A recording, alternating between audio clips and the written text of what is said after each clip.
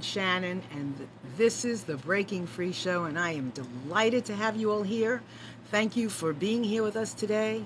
I know your time is very, very, very special and precious, and I'm so delighted that you've chosen to spend it with us, and you will not be sorry.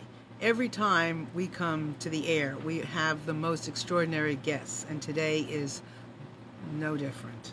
Trust me, it's amazing. So anyway, before we get started, I want to say hello to Amnon, who is our producer. Hello, good afternoon. How you doing? I'm fine. How are you? I'm doing good. I'm doing good. You have a good week? Had a great week so far. Yeah. Anything exciting, interesting? Cut the grass. Oh. That's a good thing, No, I nothing, think. nothing exciting. Nothing exciting.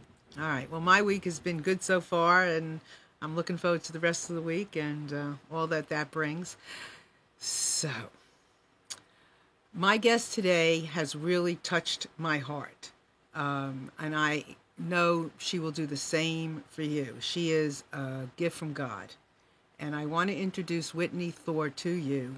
She is amazing, and I'm going to let her explain to you what she does. Sit back and listen, and then when you're ready, by whenever that is, feel free to call in anytime you want. 919-518-9773. That's a phone.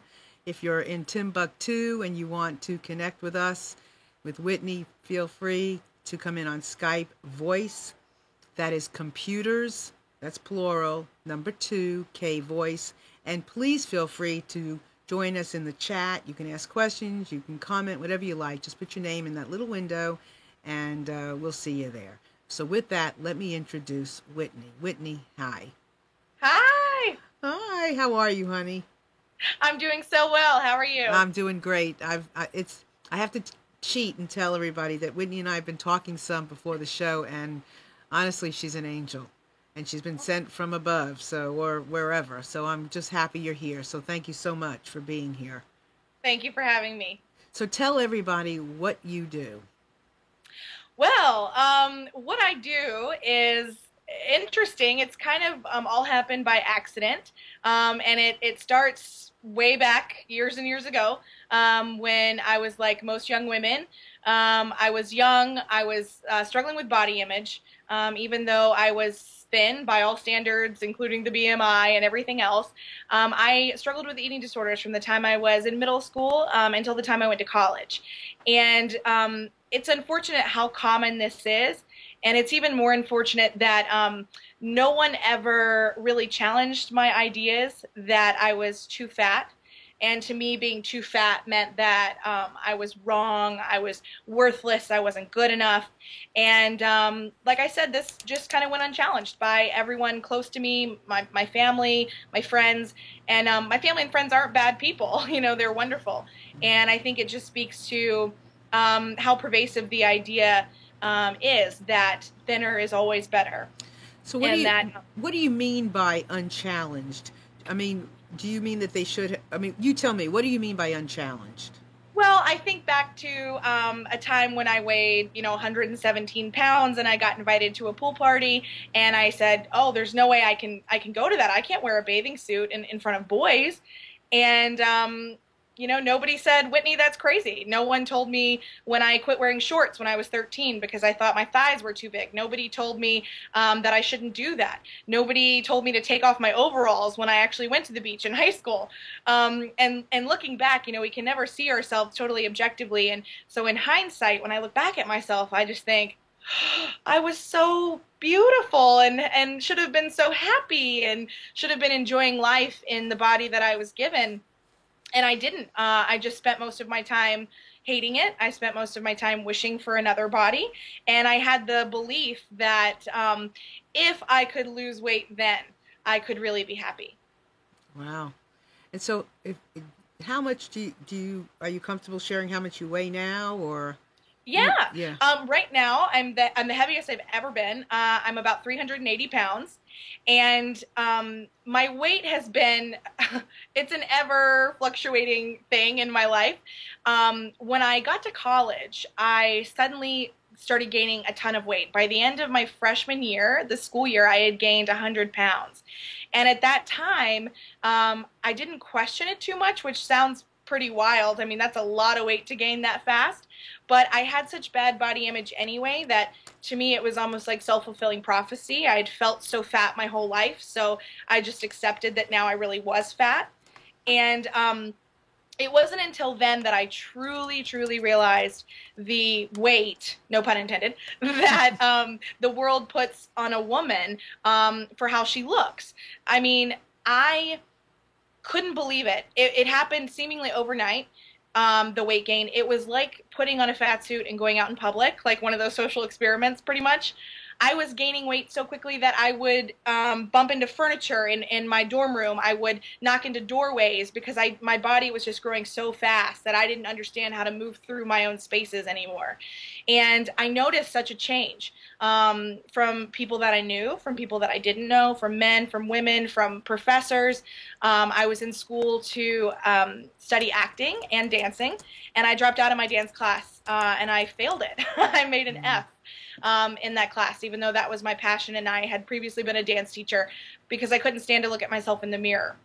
And I really saw how important it was to the world that I look a certain way, because suddenly when I really was getting, you know, what most people would call fat, people didn't pay attention to me. They judged me. They assumed I was lazy. It was interesting because I felt like I was so noticeable because I was so much bigger, but at the same time I was invisible. People just looked right through me like I didn't even exist. They paid different attention to you than what Yes. you were used to. So, Right. so I know that you had some medical issues that contributed to the weight gain. So I'd like you Right. to, you can touch upon that, but were you also eating? Yeah, I mean, basically my eating disorder behavior kind of ended in college, but at that time when I started to gain weight and I didn't know why, and the feedback that I got from everybody else was that, oh, you're just a worthless fat person now, I really kind of took that to heart and I started living that way. I mean, that was in my brain and in my heart, and so that changed the way that I lived physically in the world. I quit exercising. I was too embarrassed to even join a gym or dance or anything. I didn't, eat very well. So all of that really exacerbated the issue. And within a couple years, I'd gained almost 200 pounds. And it wasn't until 5 years later, when I was finally kind of getting used to the fact that I was a big person, that I was at my OBGYN and she diagnosed me with polycystic ovarian syndrome, which is something that I had never even heard of at the time.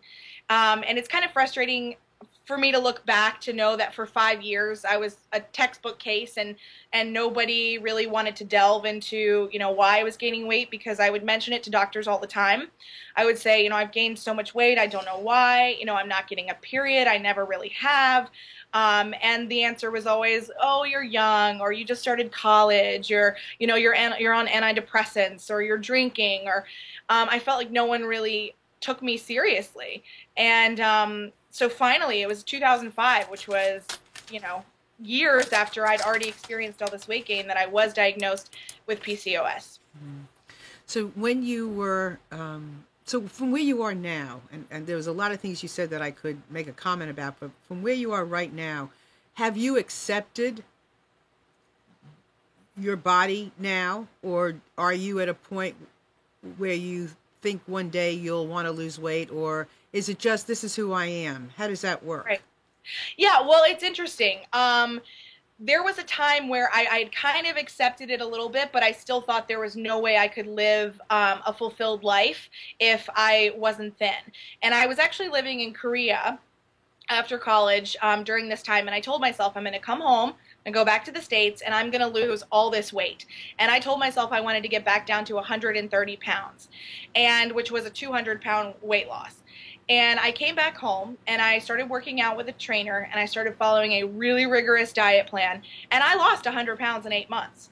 But the funny thing was is that I still wasn't happy, and nobody else really cared that I'd lost 100 pounds in 8 months. I remember one day I'd just run 5 miles on the treadmill, and I was a Zumba instructor, and I was walking out of the gym to my car, and some guys drove by and yelled something at me that I won't repeat, but it was very mean. And I remembered at that moment, I've lost 100 pounds, and to the world, I'm still just a fat person. And to myself, I was still making my worth dependent on my weight. So if I didn't lose enough weight each week, I would stay in the gym and just sweat until I could lose another pound, or I would stop eating, or I would throw up what I had already eaten. And so at a time when I should have been the healthiest and the happiest, I was still really miserable. And then I started working in radio, and I quit. At this time, I didn't even have a job. That's all I was doing. But I started working in radio, and I quit working out as much, and the weight started to come back on. Because with PCOS, weight is a really big challenge, and I'm insulin resistant. So if I'm not really actively leading a very healthy lifestyle, I'm pretty much just going to keep gaining weight. And then I kept gaining, and right now I'm up to 380, which is the heaviest I've ever been. I have totally accepted myself and my body. The weird thing is, I actually really love my body. I find myself attractive. I can look at myself naked without cringing for the first time in my entire life. But I definitely do want to lose some weight. The last 50 pounds or so that I've gained has made life a little limiting for me. My seatbelt is really tight.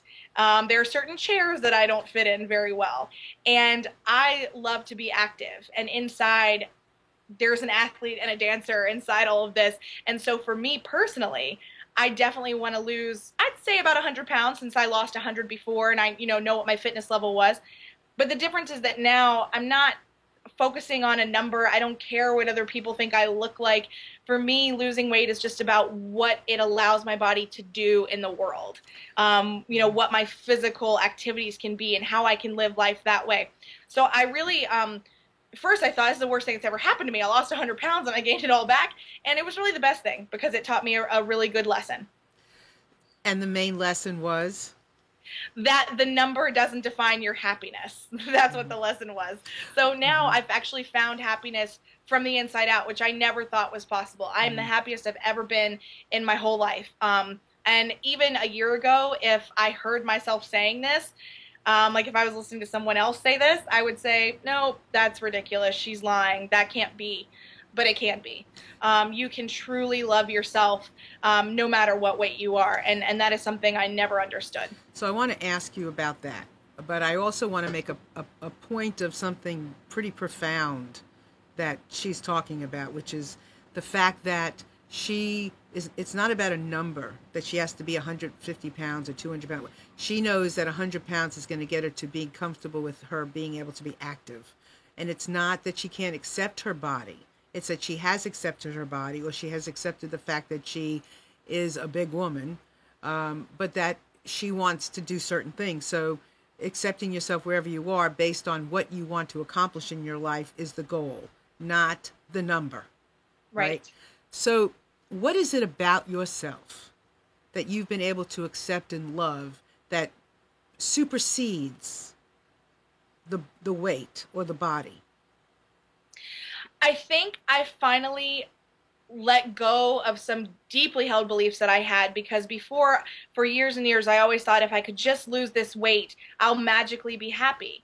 And then I did lose 100 pounds, and that taught me a lot. It taught me that I am a hard worker, and I can accomplish anything I put my mind to. And those were positive things. Mm-hmm. But it also taught me that if I still stay focused on this magical number, which for me was 130 pounds, that I'll never be happy until I get there. And when I look at the way that I looked, I got down to about 230. When I look at that body now, I'm like, God, like that looks great. But I couldn't allow myself to think that because no one else thought it. I was just swimming in this like stream of what everybody else thinks and what the world thinks and what other people will think of me. Mm-hmm. And I finally somehow, I can't, it's hard for me to explain why. I mean, people ask me a lot, like, how did you come to this realization? And I'm not really sure, to be honest. I think it's just an accumulation of my entire life. But somewhere there came a voice in me that said, I'm not going to let you make me feel worthless because I'm fat. And I'm not going to tell myself that I'm worthless. Well, you have a spirit. And the spirit does not live on a scale. The spirit doesn't have a size of a body or know your shape, your height, the color of your hair. It has to come from inside, and you have a spirit about you that is big, no matter what size of your body. It's huge. Your spirit is huge. Well, thank you. And Right. I think also something that really helped me was I took kind of a leap. I mean, people say, how do you gain confidence? And what I used to do was I thought, well, I'll wait until I feel confident enough to do something and then I'll do it. But I changed my thinking and I thought, okay, I'm like, at this point, I'm like 320 pounds and I don't really feel confident to make a dance video and put it on the internet, but it's going to make my heart happy because I have to dance. That's something I learned. My darkest days were the almost decade where I didn't dance because I thought I wasn't allowed to. I thought that my body didn't give me permission to do that, which is crazy because we can always do whatever we want to do. So I finally took a little leap and I said, I'm going to just start dancing anyway. And then it was after I did it that the confidence came. And I found for me that confidence was a product of action. It wasn't something I could wait to just magically happen inside me. I just had to go do something. And then I showed myself like, wow, Whitney, like, good job. You did that. You're still alive and you feel better for it. And then you get a positive response. I mean, you get negative too, but I really firmly believe that most people want to see other people living life out loud and they want to see people who are happy and positive. And so all of that just kind of like snowballed together. And then before I knew it, within a few months, I was a completely different person. I just feel like I've been reborn somehow. It's great. Right. Well, the people that need to see you just need to see you. I mean, the people who are going to be negative, it matters, but doesn't really matter. But the people who really need to see you being, joyful and, loving life are people who really need to see you doing that. So that's Right. really important. And one of the things that I saw was you dancing in the street somewhere. Yeah. And what was that? Well, I was actually doing that for a little documentary. I was in New York and they were doing a documentary about me. And they said, well, why don't you go out to Times Square and just dance? And I thought, oh gosh. I thought, well, I can do that, but I don't know if we're going to get the response that you're looking for, So, but I went out in the street and people stopped and they stared. And I'm very perceptive, but I didn't see one person laughing at me. I didn't see one person making fun of me, and all these people wanted to just stop everything and dance with me. And that was amazing. I mean, I think we can't always change everyone else, but I do firmly believe that when you put out a certain kind of like frequency, that other people will match it. Because Right. I've noticed in my life, since I became really positive about myself, I've encountered more positive people than I ever have in the rest of my 29 years combined. So I think that's important. Yeah, I do too. And I think, I mean, I've grown up with, weight issues, big thighs, a big butt, those kinds of things, but always a small waist. So, Right. I've always been, I've been able to cover some things up, and I am at a comfortable, I'm not a toothpick. I've been much thinner, but I am at a comfortable place to where I feel comfortable. I'm probably, maybe I'm 165, 164. Probably don't, always look it because I can cover, but I am, and I'm being brave in saying that because you've been brave in saying it. I probably would not. I probably would have lied, but I can't lie because you've been so honest and brave, and I admire that so much. So I'm going to say I'm probably 164, 165, something like that. I fluctuate, and I'm in a comfortable place. I am in a place where I can stay balanced, where I don't want to go up too much. I don't mind if I go down, but I'm okay where I am. I exercise. I'm comfortable exercising. I can move my body. I can stand up in front of a room and feel good about myself, and I'm good. I've been 40, 50 pounds heavier, and so where I'm at, I feel like, I'm good. I can eat that cake if I want to. I can have an extra this if I want to. I can wear a bathing suit in public if I want to. Yes. I can exercise in public without thinking people are saying, oh, she's exercising. What does she think that's going to accomplish? I'm glad that you mentioned that because one of the biggest criticisms that I see, I don't often read like the YouTube comments because I just don't advise that really Yeah, for really. anyone. But if I ever do take a gander, the two things that I see the most are people saying, she is disgusting. She needs to exercise and lose some weight, which I'm kind of thinking, are you aware that you're watching a video of a fat person exercising? That's exactly what I'm doing.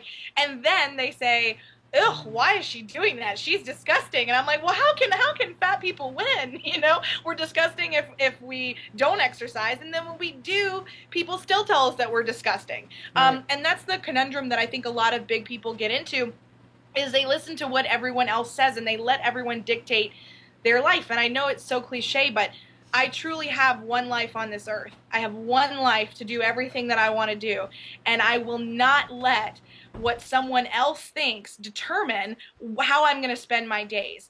I don't care if my body in a bikini assaults your senses, because I'm not here to be something good for you to look at. I wasn't put on this earth to please you. I wasn't put on this earth for you to find me attractive. I was put here to live my life the way that I want. And when I really understood that, that's when the change happened. When I really understood that I have a limited number of days and that I just can't wait. What am I waiting for? Nothing. I mean, none of us are waiting to cross every, we shouldn't be waiting to cross every T and dot every I for what? I mean, this moment that you and I are sharing together is extraordinary. I mean, what would we wait for? This message, right. You know, it's important that these messages get out. It's important that I was honest. You know, I don't know where that will take me. You know? I'm proud of you. Thank you. Thank you. I mean, it's a big deal to acknowledge that. I mean, I have no idea who's listening and watching and but who cares? It doesn't change. Yeah, it doesn't change what I've accomplished or what I'm going to accomplish. I mean, doing what you're doing for me out here in this world is fabulous. Now, I do have some question, however, about why identify yourself as a fat girl. Because right. If somebody gets on the YouTube and dances, they don't say the thin girl, or they don't say the tall girl, or they don't say right. the black girl, the white girl. Maybe it's a good thing because you're drawing attention to the fatness. But you tell me, why fat? Yeah, well, I mean, people ask me that a lot. Or sometimes people don't realize that I've, named the videos that myself, so they think it's insulting. But I think it's really important. The word fat to me is not a negative word, and I want to take the power away from all the people who use it to shame me, because I'm brunette, I'm short, I'm white, I'm fat. Like, it's not any different than any other kind of descriptive term. And you hear people all the time, we are so convinced that you cannot be fat and anything positive. We are so convinced that you can't be fat and attractive. You can't be fat and fit. You can't be fat and funny and all these things, because how often do you hear someone say, you're not fat, you're beautiful? And what that statement means is that fat and beautiful can't coexist, and I feel that I'm living proof that it can. I mean, beauty's subjective. Everyone doesn't think I'm beautiful, but I do, and some other people do, and my fatness doesn't negate that. My right. fatness doesn't negate how hard I can work in a gym. My fatness doesn't negate my intelligence. And I think if we stop dancing around the word and we just take it back for what it is, we're going to see some changes. We need to juxtapose right. the fact that I am fat and I can do all these good things, so that we stop seeing it as an insult and we just see us for what we are. I mean, there's a lot of terms to describe a woman's body. But I'm pretty sure that nobody, I'm almost 400 pounds. I don't think anybody would disagree that I'm fat. So to someone trying to convince me that I'm not fat, it's insulting. And I want to ask you, but I also want to say that this is, it's interesting that you mentioned about kind of sort of bringing to you people, right? You were dancing in the street, you brought people to you. I think it's also very interesting that when you were 130 pounds or 117 pounds or whatever you were, how you were not comfortable and you wanted a different body, and the universe gave you a different body. It sure did. It really did. It gave you a different body so that you could then appreciate both bodies. Yes. Right? Yes. And now you can be a spokesperson, not just for being a big body, but being a little body, being any kind of body. Yes. You come from both sides of the desk. Right. Well, it doesn't end with being fat. I mean, obviously, I think my message speaks a lot to fat women. But it's for skinny women. It's for women who are too tall. It's for people. It's not even just women, because we're so often told that our bodies determine things about us that it really doesn't have to. So I just think that I think that's a good point. I mean, I wasn't always fat. So when someone looks at me and says, "Oh, you're just okay with your body because you don't know what it's like to be thin," well, they're wrong. I do know what it's like to be thin, and I struggled with the same issues of shame and embarrassment and hating myself when I was 117 pounds. So I've lived this all the way from the day I was born until now. So nothing anybody can say would convince me that I don't really know where my heart is, or that I don't really know what I'm talking about, because I have lived the whole spectrum. So is there anything better? Is thin better than heavier, better than thin? Is there any better or not? No, I don't think so. I think if we're being realistic here, I do know that if I stay at this weight, my mother has diabetes, I do feel that I'll encounter health problems later on. I'm very lucky right now to not have any health problems. And I think that, I want to empower women. I want to say it's okay to love yourself as you are. But if I ignore the health issues, I would be a liar. I certainly think that health is very personal, though, and bodies are very different. I know that I'm in better health than one of my best friends who's about 140 pounds. So we can't look at a body and determine one's health based on that. But I do think that, if you're overweight or obese or fat or whatever you want to call it, you probably may be dealing with some extra health issues. And I think it's important to take note of that. I don't want to be in a situation where I get an injury or a health problem that then limits my life. Mm-hmm. I wouldn't say it's better than being thin, but I think it's important to be healthy at no matter what weight you are. And I do think that there is health at every size. And how old are you again? How old are you? I'm 30. 30. And then Chris is saying she loves how you say aggressive self-love, because you have no time to waste and you have to do what you have to do. But I think Rachel's on the line. Okay. Oh, good. Rachel, you there? I am. Hi. Hi, Rachel. Hey, welcome. How are you? I'm excellent. Thank you so much for having me join the conversation. And hey, Whitney. Hey. So, Rachel, tell us what your thing is. Certainly. So I am the founder of More to Love, and More to Love is a coaching practice that helps women, especially overweight women, find that missing piece of what does it mean to learn how to love your body. And a lot of times with the body positive movement, and also women who are trying to separate from feeling shameful and bad about their bodies, there's this missing piece of, okay, well, I want to learn to love myself. How do you do that? So my work is devoted to helping women understand what that process looks like. And so I have a class online called the More to Love class, and that's predominantly the main way that I help women learn to separate their worth from their weight. So have you had weight issues? I have been overweight, I guess, since I looked at my medical records a few months ago, and I was so surprised that even as early as age 6, my doctors classified me as overweight. So my whole upbringing and life has been filtered through this idea that the way that my body is naturally, it wasn't good enough. So for a long time, I struggled with coming to terms with, like, what is my body supposed to look like? How am I supposed to feel in my body? And I dieted for, I'm 30 myself, and up until maybe 5 or 4 years ago, I was always on some kind of diet. Weight Watchers, become less, exercise more. So there's always something that I need to fix within myself. And one day I just completely had enough. And I decided that, you know what, I need to figure out what it means to love myself and not think that my body size dictates something about me. Right. So with the work that you do, what is, because I mean, which we obviously we've been talking about being a big, fat person, but that body image is everybody, anybody and anybody.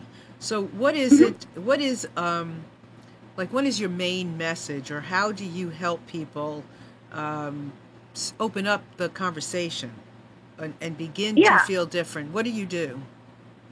Absolutely. And, Whitney and I became friends around this time last year, and we talked a lot about this. It was, what does it mean to love yourself and be happy with yourself, independent of what you weigh?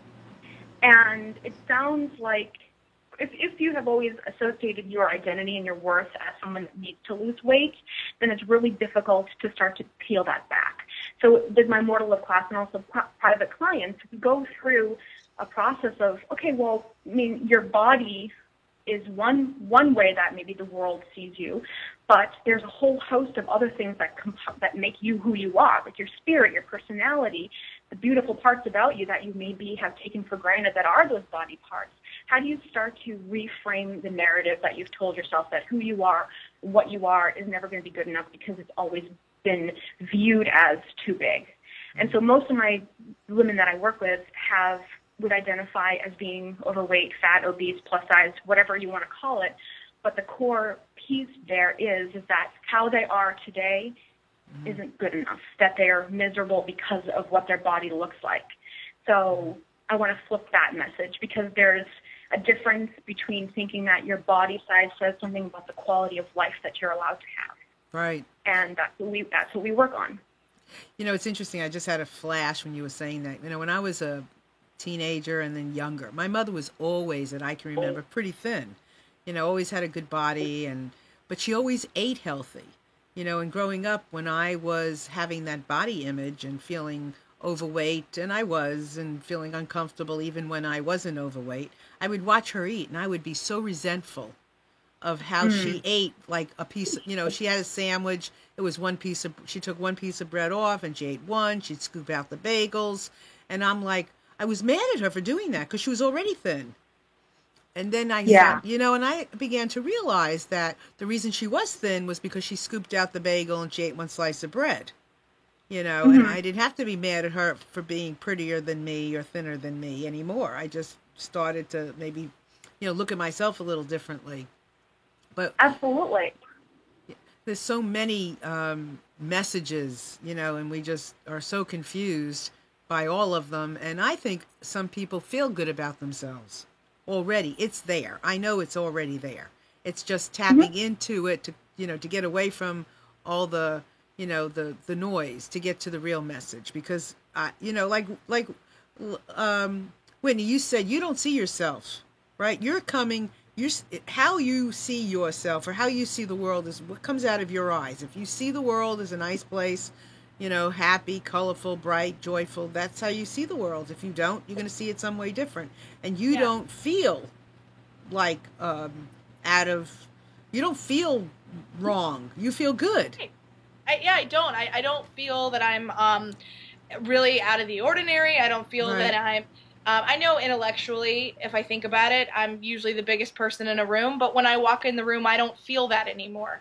And that's why when I do get something negative, especially if it's in public, it will shock me, because I stop and I forget that some people are looking at me, and there's something about my body that is so I just guess out there, noticeable in their face, that they have to make a negative comment about it. And when I first met Rachel, that was something that she and I really talked about a lot, and she helped me with, because for the first time I was realizing that I didn't have to actually live the way that other people saw me.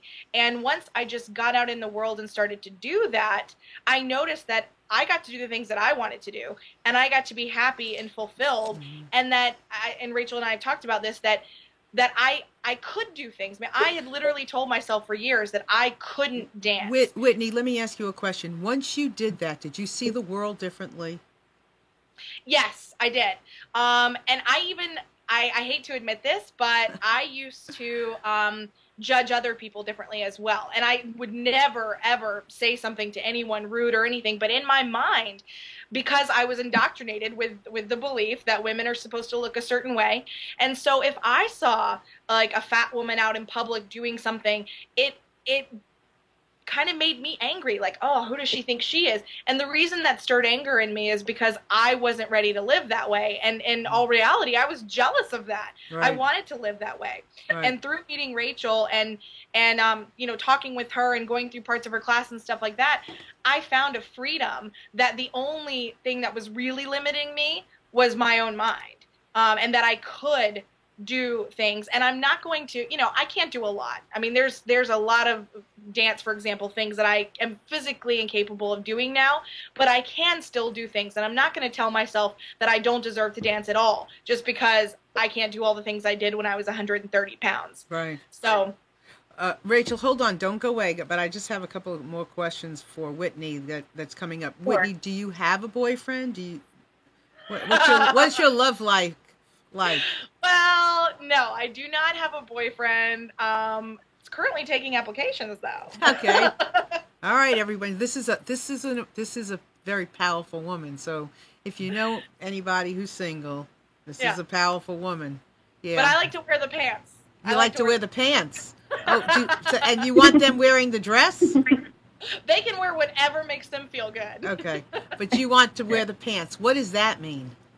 I've recently kind of had an analysis of my love life because it was funny, when I was really miserable, I had no shortage of men in my life. And I don't know why that is, because now I'm the happiest and the most confident, and it's been harder. You're not needy.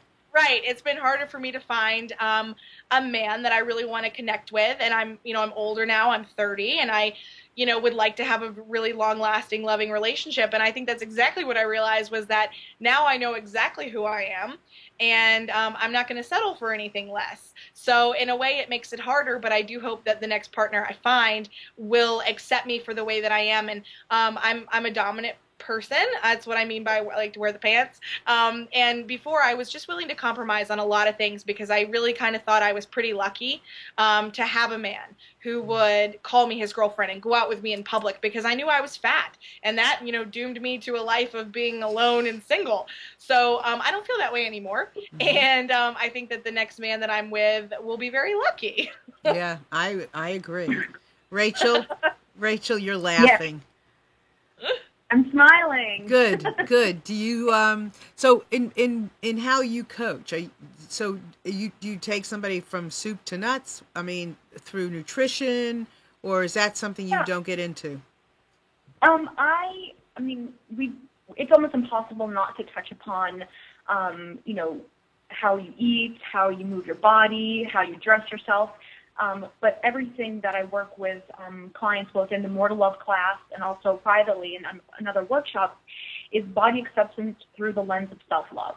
Like, I would say at the end of the day, my work is predominantly in the realm of learning to connect and appreciate and adore who you are first, and then those naturally filter out to the other areas that you may have felt you weren't at peace with.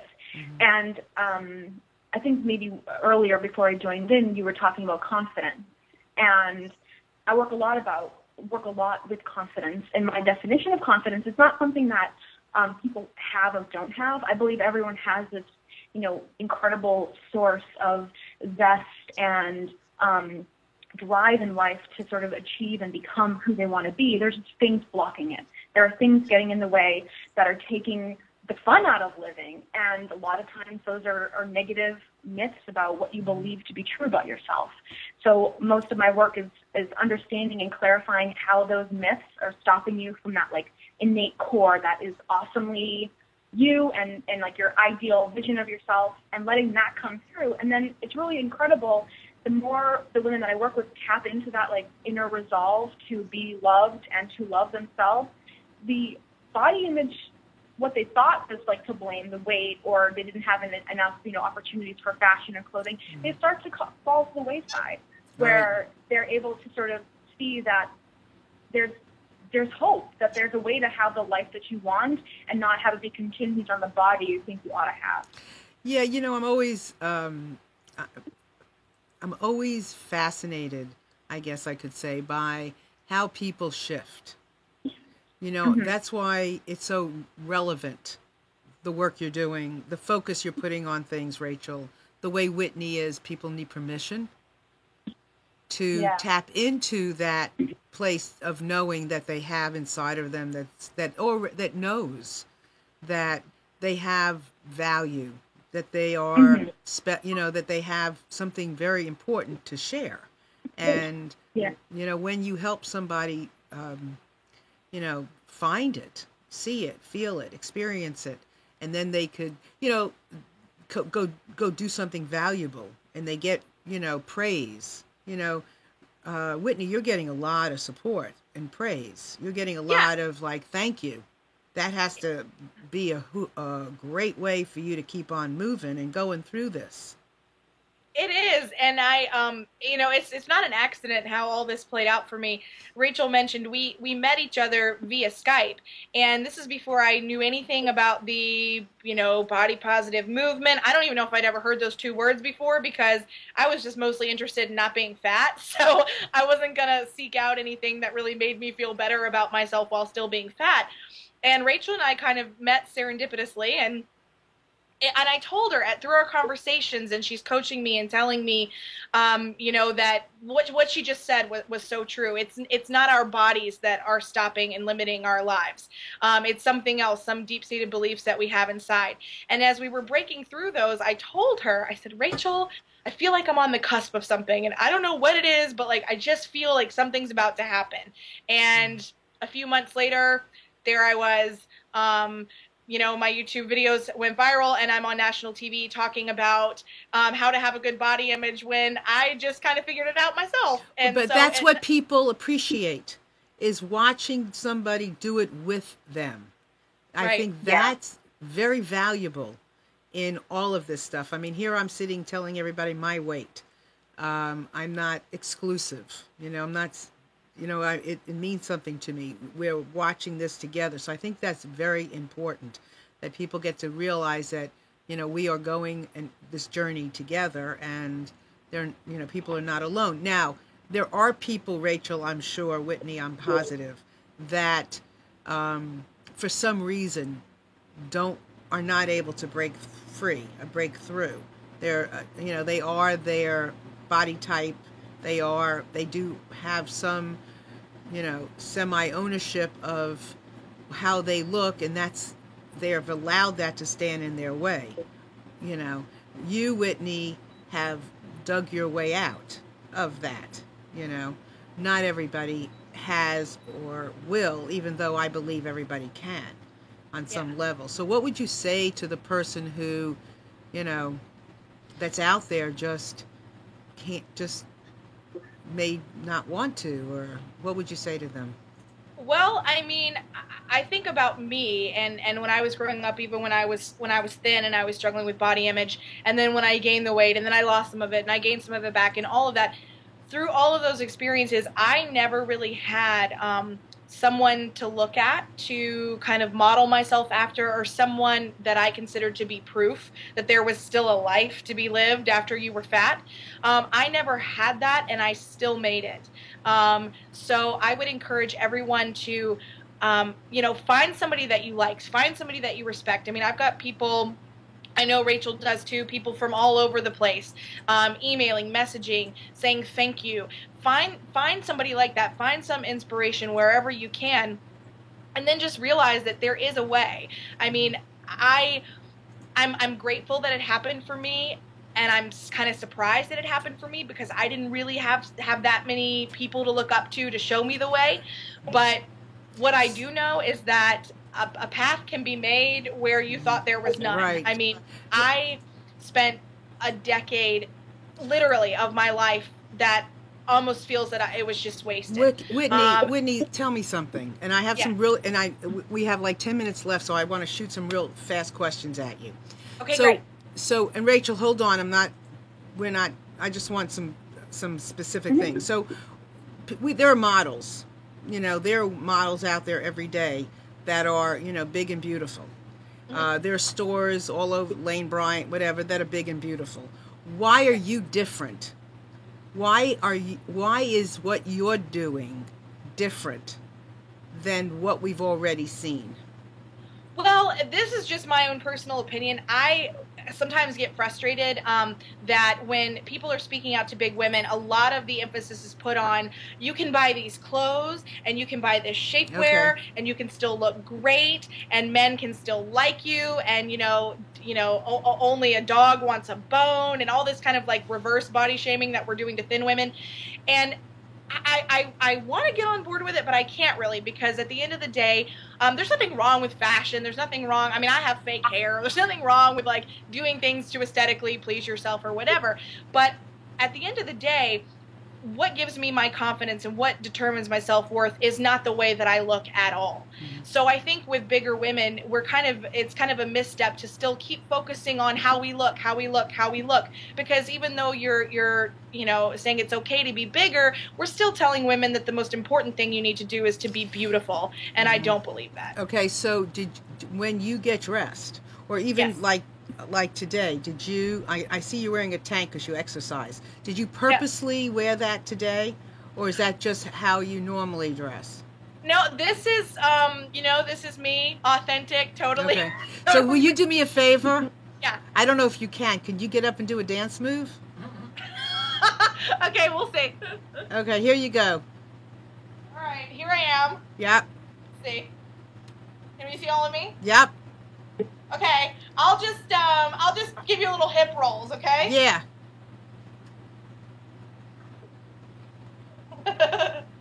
That's great. A little hula. Yeah. Thank you. You're welcome. You're so sweet. You are so sweet. Thank you. Rachel, you there? Okay. Yeah. I have a question for you. I know we've been talking a lot about women, but what about men? Do you have any insight into men? No, you specifically. Go ahead. I think about this a lot. That so much of the body positive frame has been from the female perspective. That there is a whole host of issues that pertain to men, and also that like transcends however you would define yourself. And I've actually been speaking with a few gentlemen on bringing in that conversation into Mortal Love, because body acceptance is not just for women; it's for everybody. Because the pressures that I'm sure men face themselves aren't being articulated, and they may process it a different way. And it's something I'm very keen on seeing how I can expand the mission of Mortal Love to include everybody that feels that how they're showing up in the world isn't how they feel is connected with how they want to live. Yeah. So, and also, I mean, and sort of part of what the question that you had to Whitney earlier was, I see beauty and wellness and happiness as completely unlimited. That there's no such thing as like there's a set amount for you and that's all you get. And so I think the amazing part about the body positive movement is that it's grassroots, that it's, bloggers and people like Whitney and I sharing our story, sharing our struggles, sharing what we go through day to day, and that is inspiring people from the bottom up. So there's not really like a hierarchy of someone saying like this is how you do it. And there may be like a few people that a lot of people gravitate towards because of their profile and just the way that they have the platform. But when you get into like social media, and I don't think either one of us, Whitney or myself or like Tess Munster or anyone would be able to have this level of impact in people's lives if it wasn't for the use of the internet and social media.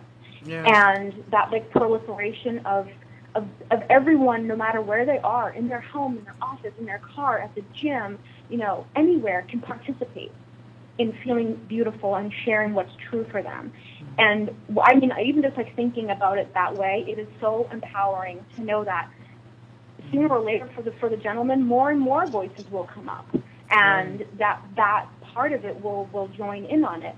And I think it's just incredible that it is successful because the people living day to day, walking the streets, having that shame and working beyond it, are sharing their story, and that is all it takes to inspire somebody. Exactly. And I, men tend to be more accepted, I think.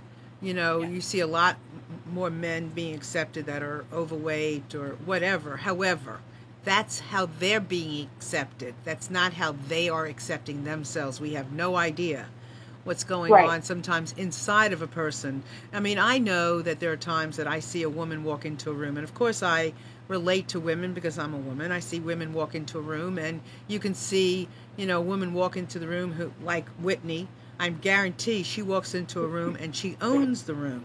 there's no question that when she walks into the room, she is going to own that room, if she's made up or not. If she's made up and she walks into a room and she looks luxurious and her hair is pretty and it's flowing and all these things, people will only pay attention to the beauty for the most part. So, men have it a little bit, I think, a little easier, but then again, I'm not inside of a man. I see a lot of men who walk around with their, hunched over, not standing up straight, not holding their heads up straight. And women in general now, not just because of body type, but women are in many ways eating a man for lunch. You talk about aggressive self-love. Oh my goodness gracious. We are, in a lot of ways, men are really struggling, young boys, women are just got it going on in a lot of ways. And, maybe it's how we've observed life all these years and just waited our turn. I don't know. But I do know that women are very powerful. And men, if they ever needed support, they need it now. So I just wanted to say that. So Whitney, tell everybody your website, the campaign, what you need, what you're looking for, what's happening. Okay, the website for my campaign is nobodishame.com, nobodishame.com, and there you can see videos. There's a blog. I don't post as much as I should. But also there's a store where you can get, shirts, sweatshirts, bags, hats, stuff like that, and a portion of the proceeds goes to the National Association of Eating Disorders and also the National PCOS Foundation, so it's for a good cause. You can find me on Facebook. You can just type in Whitney Way Thor, and my personal page and my fan page will come up. Also, I'm on Instagram. My handle is Way Whitney, and I'm on Twitter, but I'm still learning how to tweet, and my handle is Whitney Way. And your message of freedom, Whitney, is what? The message is to learn how to love ourselves and live fully every single day without shame. That's a great message. Rachel, what about you? What would be your message of freedom? Yeah, my message is your weight is not your worth. That the body type that you have is not limiting all the fun and happiness and care that you can give to yourself and to other people. Mm-hmm. Wonderful. So those all make perfect sense to me.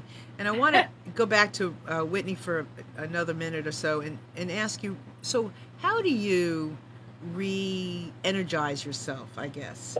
It takes a lot of energy to do what you're doing.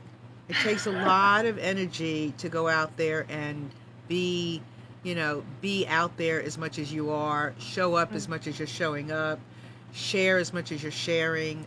To go in the middle of Times Square and dance for anybody would be like extraordinary.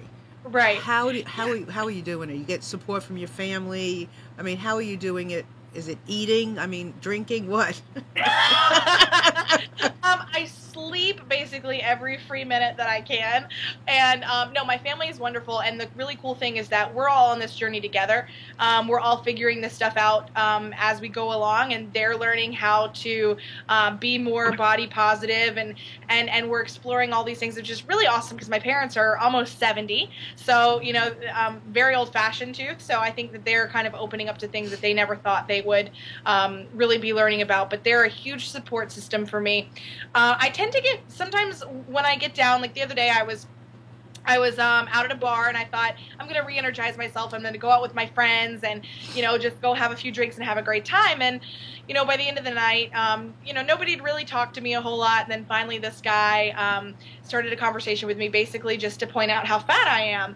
And when I left, I almost started to get down, and I was driving home, and I thought, gosh, I wanted to go out and have a good time, and then this is what happens to me, and I almost started to cry, but then I didn't, because I thought, Whitney, look at where you were 10 years ago.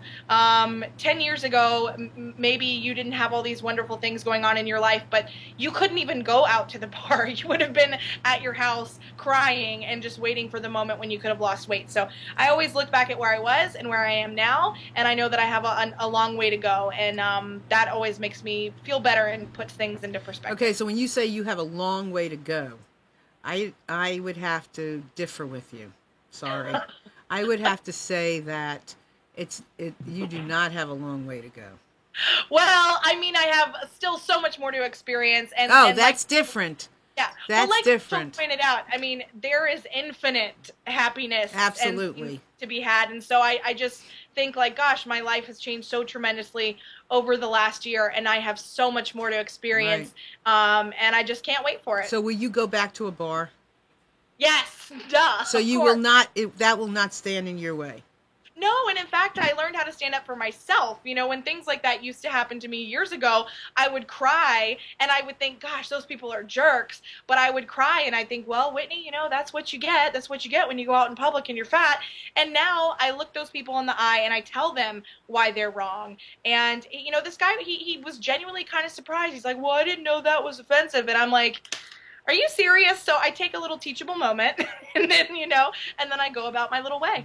Yeah, because it's a lot easier to be you, or for me to be me, in my environment where I'm powerful. Right. You know, like I'm powerful here, right? I'm powerful when I'm coaching. I'm powerful when I'm speaking and I've been hired to speak. I'm powerful in those moments. But when I am in a place where they don't know me, right. you know, I have to find my power. I have to remember who I am and why I'm in this world. You know, why were you at that bar? Why, you know, what is it about that bar that's going to, you know, be some kind of material for you to use in some conversation down the road, you know? Exactly. You know, we have to remember who we are and our purpose in this world. And so your purpose is to what? In one word. In one word, what's your purpose? Live. I guess, yeah. Oh, yes, that's perfect. Rachel, what's your purpose in one word? I was going to say live too, but that's okay. Well, I was going to say, I mean, it was a tie between love. Love? Love. Like, love yourself so fiercely that everyone else around you can't help but be ignited by it. So one word. So what's one word, Rachel? Love. Love. Okay. And do we have somebody calling now? No. Okay. I think I've never asked that question before, but I think if I was going to ask that to me, what would I say? I think I would say show. In this moment, I would say show. Show it. You know what I mean? Show it all so that people will know, people will see, people will hear. Show. I don't know where that came from, but that's what I got. So I like it. Thank you. I liked it too. So Whitney, again, your website? Nobodysshame.com. Anything else? Any other final parting words that you want to share? I just want to, I guess, say to someone who's watching this and maybe they're listening to Rachel and they're seeing me and they're thinking, oh, they have something different. There's something magical about that. That can't happen to me. I don't deserve that. I'll never have that. I just want to tell you that you can. You can. If it can happen to me, it can happen for you. Right. And I believe that totally about pretty much everything. I mean, if this can happen to me, if I can be doing this, if I can be doing a lot of other things, then anybody can. Then anybody can. Rachel, any final word? Yeah, if people want to check out More to Love's work, the best way to do it is head to moretolovewithrachel.com. And you can also Google Rachel Estapa, and all the goodies will come up. Facebook profile for More to Love, really active. Spell your last Instagram. name. Rachel, spell your last name. Yeah. So it's my first name is Rachel, Rachel. Last name Estapa. And when you Google Rachel Estapa, you'll come up with More to Love. Then also a lot of articles that I've written that are in Huffington Post and Exo Jane. You know, me putting myself out there in bikinis and my wedding, about not losing weight in advance of my wedding. So head to that and definitely email. Well, listen, let me make a suggestion to both of you to please go ahead and like the Breaking Free Show on Facebook and post these pictures, Rachel. Post links to your workshop, and Whitney, keep posting, you know, videos or whatever. Just keep sharing them, because that's a good portal for us to then reshare. So go ahead and do that. And for everybody out there, if I can be of any service to you at all, please feel free to click above my head and you'll see my email address. And I would love to support you in any way that I can. If you have an idea for a show, if you want to be on here and you've got some message that you want to show to the world, please get in touch with us, because this is the kind of information that we want to share with everyone. And I want to thank you, Rachel, so much for coming on and adding so much with your expertise. That was wonderful. And Thank you. oh, it's my pleasure. And Whitney, you are just, thank you, a gem. Thank you. Amnon said, I had no word. Amnon just gave it to me, a gem. And I just want to thank you for everybody that hasn't had a chance to thank you yet. Okay? Well, thank you. Thank you know, for having me. you're welcome. I'd love to connect with like-minded people, Yeah. and sometimes in a world where you do face a lot of negativity, it's always really great to come on a show like this and connect with someone who gets it and feel that energy. So I appreciate that. You're very welcome. Stay on. Don't go away yet. But everybody out there, thank you so very much for being here and for sharing this with us. Do me a favor. Watch our link for this, and go on YouTube, Marilyn Shannon on YouTube, and go ahead and share these shows. Share today's show. I promise you, there's somebody out there that wants to know about Whitney, wants to see the show. Maybe they may not be ready yet, but at least if they connect and they know it's possible, then when they are, she'll be there ready for them. So with that, have a wonderful, wonderful day. Thank you, everyone in the chat and all of you listening, and we will see you next week. Bye.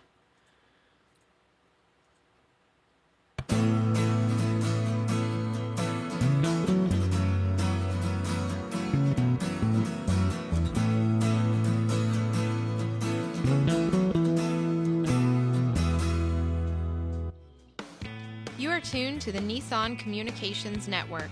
Our weekly lineup of call-in programs includes Computers 2K Now with Amnon Nissan, Health In with Debbie Bruck, Breaking Free with Marilyn Shannon, Lessons of Vietnam with NCBVI members, The Tanya Love Show, Your Healthy Pet with Gisela DiCarlo. And if you tuned in too late, you can always watch each program in its entirety or download an MP3 audio file of it at www.nissancommunications.com. Sponsored by Atomus.com, makers of quality video recorders and converters for professionals, CarolinaApparel.com, and DeltaForce.net.